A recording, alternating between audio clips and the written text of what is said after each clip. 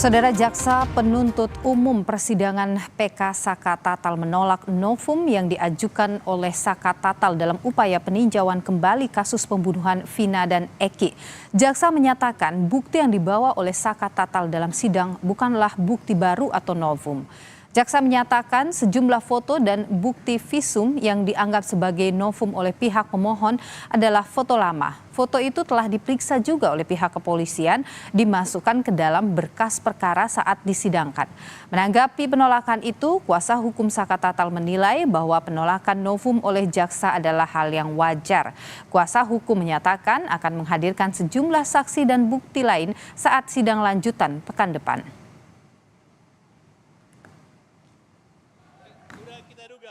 Yang kita ajukan, walaupun itu adalah keberadaan baru, wajar. Karena kenapa? 2016 dia sudah melakukan dakwaan dan tuntutan, dan itu sudah inkrah. Jadi itu dianggap bahwa itu keberadaannya bukan keberadaan baru, salah. Bahwa foto itu betul 2016, tapi ditemukannya baru. Yang pasti kita punya saksi fakta, minggu depan kita buktikan apa yang terjadi 2016, sebenarnya yang terjadi seperti apa, di pembuktian aja besok ya. Ada saksi fakta. Saksi fakta itu ya kan, yang nggak boleh kita sebutkan dong. Nanti ada yang lobby atau ada yang apa kan jadi masalah ini gitu loh. Saya dapat itu, ya, itu sebut fotonya siapa nih? Eki, korban. Siapa namanya? Fotonya korban itu Eki, ya, itu sebut Eki. Berupa foto. Eki. Kakak Saka Tatal dihadirkan menjadi saksi dalam sidang peninjauan kembali di kasus Vina hari ini. Hakim mengonfirmasi sebuah foto yang menunjukkan foto korban Eki sesaat setelah ia ditemukan tewas di Jembatan Talun. Kuasa hukum Saka Tatal membantah dakwaan jaksa yang menyebut tewasnya Vina dan Eki karena pembunuhan. Bahwa dengan bukti baru atau novum tersebut yang belum pernah diajukan pada waktu persidangan, hilangnya nyawa korban Muhammad Rizky Rudiana dan Vina karena kecelakaan lalu lintas, bukan pembunuhan. Namun pernyataan kuasa hukum Saka Tatal ini dibantah jaksa yang menyebut bukti foto korban Eki tidak kuat karena tidak disertai hasil visum.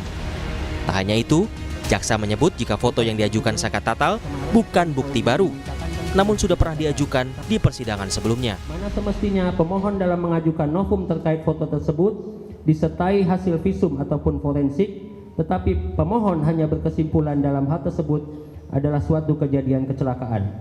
Hal tersebut sangat bertentangan dengan memori pemohon yang pertama pada halaman 26 poin ke-10 yang menerangkan bahwa Saka Tatal memukul 1 kali dengan tangan kosong dan mengenai pipi korban Muhammad Rizky Rudiana di flyover Sumber Cirebon. Oleh karena itu, novum foto ke-1 sampai dengan ke-5 beserta tambahan penjelasan poin 1 memori tambahan yang diajukan oleh penasihat hukum peninjauan kembali kami anggap bukanlah novum. Sementara keluarga korban masih meyakini Vina dan Eki tewas karena dibunuh. Kakak Vina, Marliana, menemukan sejumlah luka tidak wajar saat melihat jasad Vina. Namun Marliana membenarkan tidak ditemukan luka bekas tusukan dalam jasad Vina. Keluarga Vina berharap Polri bisa membentuk tim pencari fakta untuk mengungkap penyebab kematian Vina dan Eki sebenarnya. Kalau dari keluarga sendiri meyakini ya tetap ini pembunuhan gitu. Saya alami itu ya menurut saya tahu dari kata kecelakaan. Apa sih yang bikin yakin itu pembunuhan, Pak? Ada luka tusuk atau gimana? Kalau luka tusuk sih nggak ada ya. Nggak ada luka tusuk, tapi ada luka-luka yang menurut saya ini adalah pembunuhan dan pemerkosaan. Nggak wajar gitu, Mbak? Ya, remuk pembunuhan aja lah. Remuk penganiayaan gitu, Mbak? Iya, terutama di bagian kepala ya. Pembuktian penyebab kematian Vina dan Eki 8 tahun silam karena pembunuhan atau kecelakaan akan menjadi bukti baru yang akan berdampak pada proses penyidikan kasus Vina dan Eki oleh Polda Jabar saat ini. Sementara proses sidang PK bergulir di persidangan, polisi belum mencari buron pembunuhan Vina dan Eki sejak Peggy dinyatakan bebas. Tim Liputan, Kompas TV. Saudara, jaksa tolak bukti baru yang diajukan oleh Saka Tatal dalam sidang PK. Salah satunya adalah foto Vina dan Eki yang dinilai bukanlah novum karena tidak disertai hasil visum. Lantas dengan penolakan ini, apakah dugaan penyebab kematian Vina dan Eki karena kecelakaan bukan pembunuhan menjadi lemah?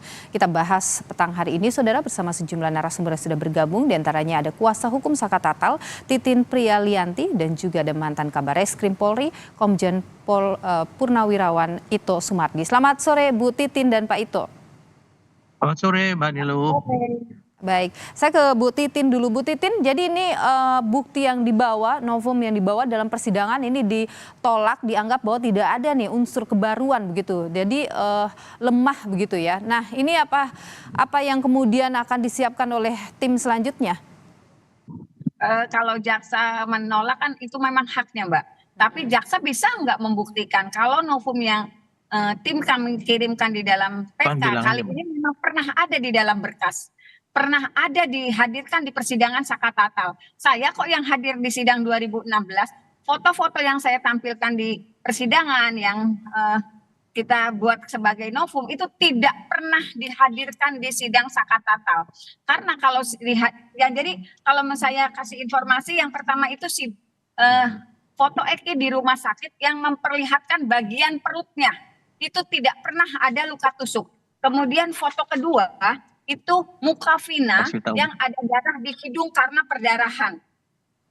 Kemudian mukanya bersih. Kalau misalnya mau flash disknya itu lebih, kalau di print kan ini kelihatan nggak terlalu jelas, tapi kalau di flash disknya ada.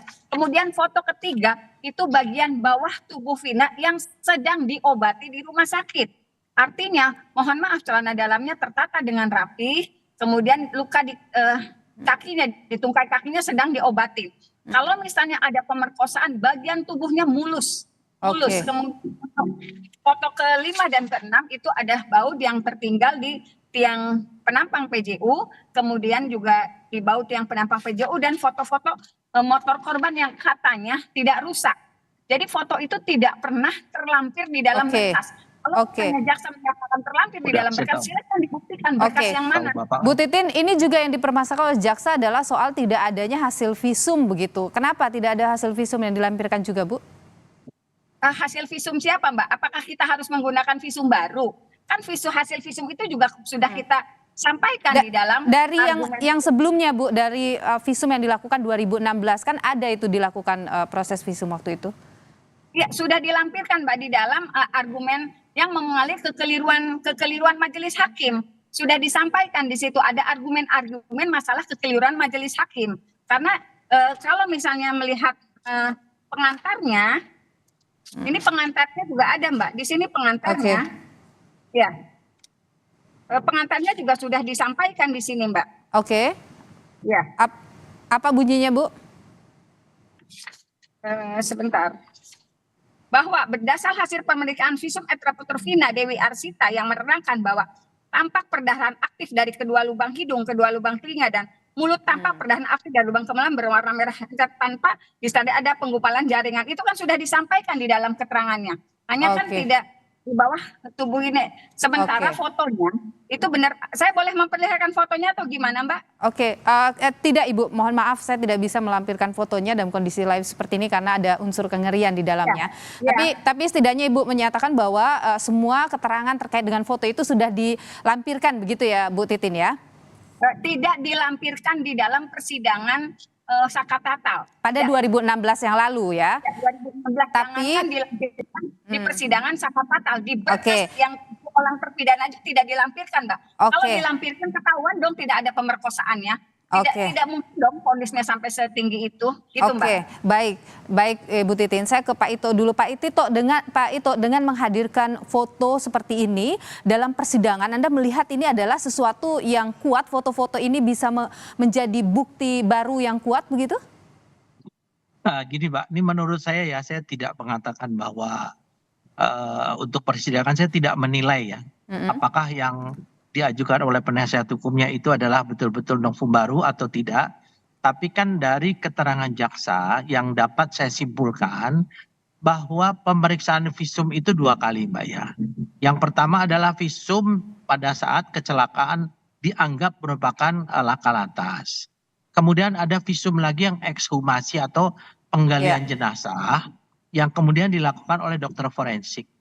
Saya juga nggak tahu yang mana yang dipakai, karena dengan visum yang dari dokter forensik itulah kemudian ditetapkan bahwa korban itu bukan akibat korban tabrak lari, tetapi akibat tindak pidana pembunuhan, ya, atau kematian yang tidak wajar. Nah, tentunya di sini kan pada saat itu yang maju jaksa. Kemudian jaksa juga menyampaikan kepada hakim. Hakim ini kan akan mempertimbangkan visum mana yang digunakan. Kalau kecelakaan lalu lintas, pasti visum yang digunakan di rumah sakit. Kan itu belum merupakan visum dalam. Jadi ada istilahnya kalau di postmortem dengan ini Mbak ya, di dalam istilah forensik itu ada visum luar, ada visum dalam. Kemudian juga ada yang menarik yang mungkin merupakan hal baru juga ya. Saya kira mungkin dari yang saya tangkap dari pengacaranya saudara Rudiana, bahwa ada hasil wawancara daripada Pak Deddy Mulyadi ya, mantan bupati, kepada yang memandikan jenazah Vina. Nah, saya kira itu akan menjadi salah satu yang dipakai pegangan bagi pengacaranya Pak Ibtu Rudiana, apakah itu memang kecelakaan lalu lintas, apakah pembunuhan. Karena ibu itu mengatakan, katanya kalau nggak salah, bahwa ini adalah bukan kecelakaan lalu lintas sih Pak, pembunuhan, meskipun itu kan harus dibuktikan dengan visum dalam ya Mbak ya. Kalau visum luar itu bisa saja kita tidak cermat ya. Biasanya kalau korban tabrak lari itu kita pakai visum luar saja.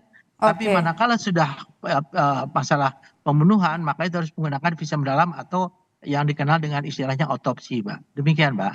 Oke, baik. Jadi dalam situasi seperti ini nih, karena ada dua hasil visum, yang mana dua itu hasilnya berbeda, Pak Ito, mana yang kemudian lebih kuat posisinya?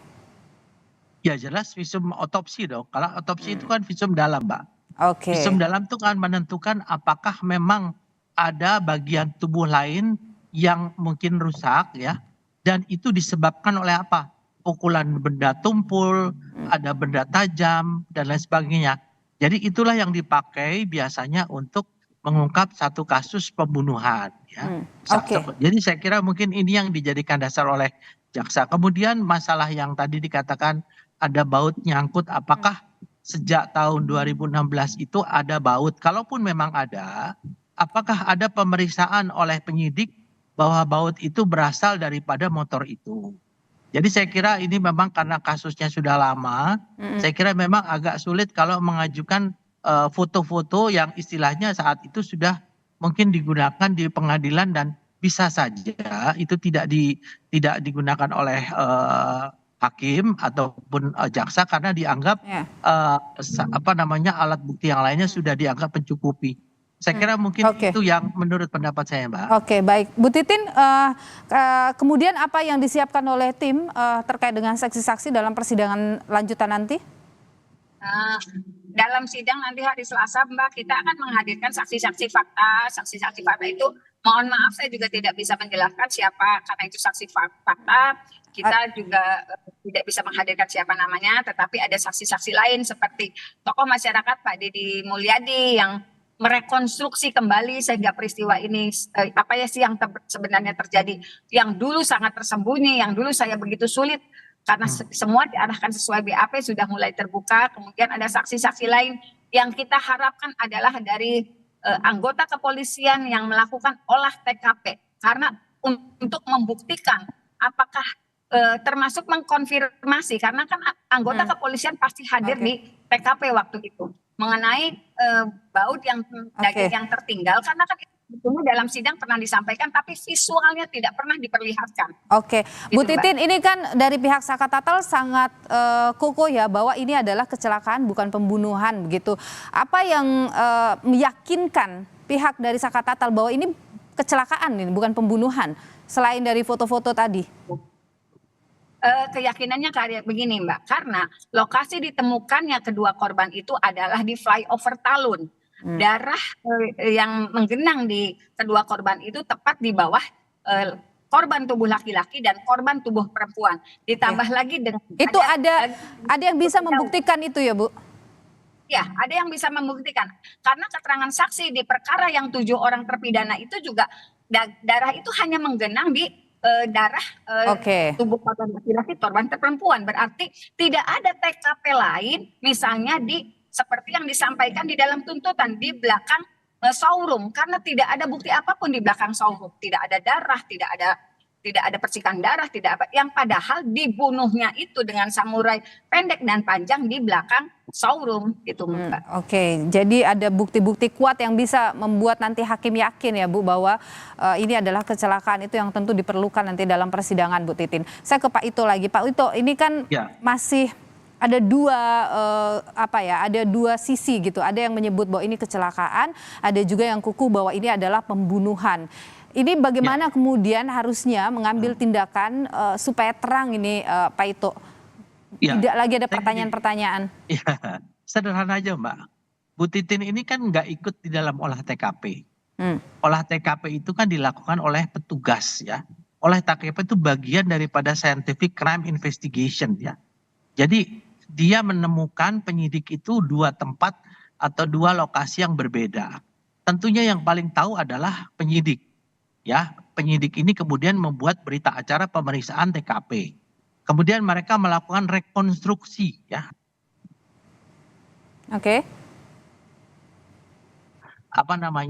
Bahwa kejadian tersebut ada 2 tempat ya. Kalaupun memang waktu itu dilakukan apakah tabrak lari atau bukan, saya yakin dari petugas laka lantas itu akan memeriksa. Biasanya kalau tabrak lari itu kan ada bekas Mbak, bekas mobil yang menabrak dan lain sebagainya tanda. Tapi kan kita semua tidak tahu karena yang paling tahu adalah petugas yang olah TKP. Jadi saya kira mungkin saksi-saksi yang dihadapkan juga kita harus melihat apakah saksi itu relevan atau tidak, seperti Pak Deddy Mulyadi. Kan baru sekarang setelah 8 tahun. Karena pengakuan orang itu bisa saja berubah-ubah. Nah di sini tentunya yang Anda merasa tidak kuat kalau misalnya Deddy Mulyadi dihadirkan dalam persidangan begitu? Kalau menurut saya tidak Mbak ya, tidak ya saya kira. Karena kan ini ada apakah itu novum baru. Kan Pak Deddy Mulyadi tidak terlibat langsung, hanya mewawancarai. Ya mewawancari itu kan bisa saja orang membuat statement yang mungkin statementnya itu bisa benar bisa juga tidak gitu kan. Jadi keterangan-keterangan yang baru muncul begitu terkait dengan ini tidak bisa langsung dinyatakan sebagai keterangan yang benar begitu ya Pak Ito ya? Ya itu tentunya nanti kan dinilai Mbak ya, dinilai oleh hakim apakah ini relevan atau tidak. Tadi ada saksi fakta. Faktanya kalau saksi fakta itu adalah fakta yang pada saat tahun 2016 dia betul-betul berada di tempat kejadian dan melihat, kan waktu kejadian itu tidak ada yang melihat ya. Saya kira demikian Mbak. Baik Pak Ito Sumardi, Komjen Pol Purnawirawan Ito Sumardi, mantan Kabar Eskrim Polri, dan juga Ibu Titin Prialianti, kuasa hukum dari Saka Tatal. Terima kasih sudah berbagi pandangan di Kompas Petang, sehat selalu. Ya sama-sama, terima kasih.